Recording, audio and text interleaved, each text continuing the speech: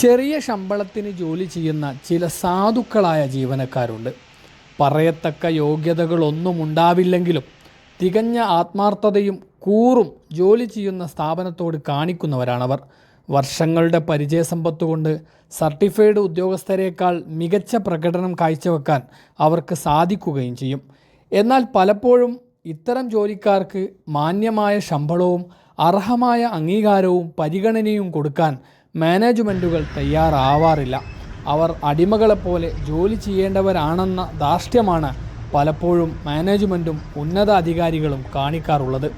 ജീവനക്കാരോട് മാന്യമായി പെരുമാറുകയും അവരോട് സ്നേഹം കാണിക്കുകയും ആവശ്യങ്ങൾക്ക് കൂടെ നിൽക്കുകയും ചെയ്താൽ കുറഞ്ഞ ചിലവിൽ സ്ഥാപനത്തിന് മെച്ചപ്പെട്ട വരുമാനവും പുരോഗതിയും കൈവരിക്കാനാവും.